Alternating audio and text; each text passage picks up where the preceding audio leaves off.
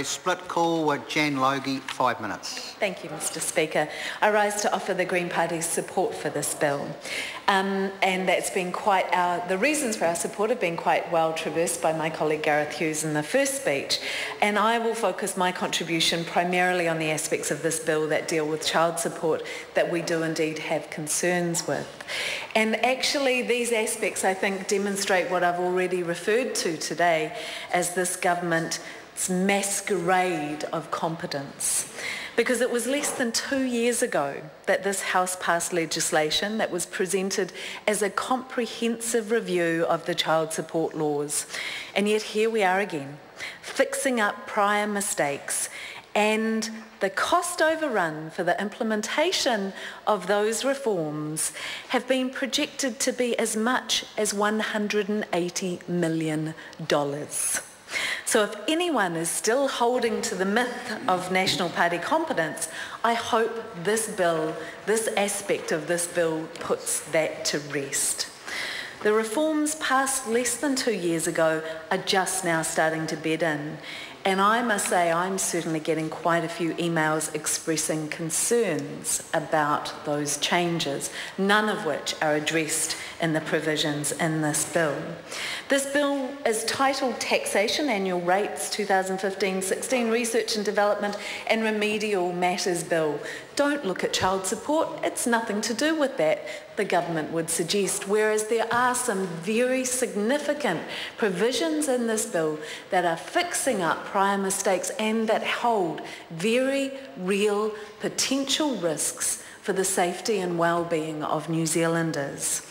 So we're currently supporting this bill, but we will be closely scrutinising the child support provisions within the Select Committee. So some of the aspects of concerns for us are that this bill replaces the compulsory automatic deduction of child support from wages for liable parents with voluntary wage deduction processes, although compulsory deductions will remain for parents in default and beneficiaries. Our concern is that we believe this is really likely to result in increasing defaults and the possibility of coercion by the liable parent to agree to child support not being automatically deducted from wages. And this bill also creates an opt-out option for parents if they both agree to treat payments as a private matter rather than a liability through inland revenue. So it creates more of a negotiation, more of an opt-out, makes it more optional. And I need to again remind this House of the context that this legislation sits within, which is the situation where 1 in 5 women in this country right now are either being physically or psychologically abused in their relationship. And the 1996 survey, Safety First survey, found that 70% of separated women had experienced some form of domestic violence. 70% of women had experienced some form of domestic violence.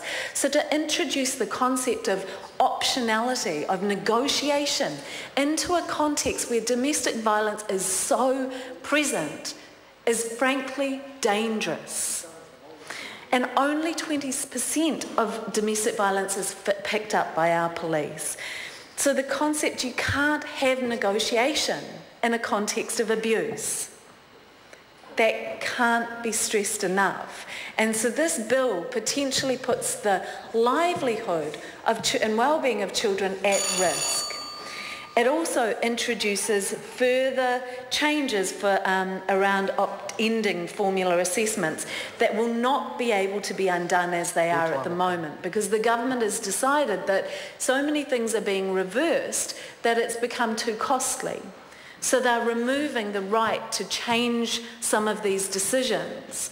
Again, I remind this House, in the context of domestic violence, it's possible some of the initial decisions are going to be wrong and harmful for families. And to remove the right of people to get the decision changed is just deeply worrying. And again, we're told, I do have to point out, that I'm not exaggerating when I say that child support is used as a weapon against women and children in this country, and these changes potentially give abusers more ammunition.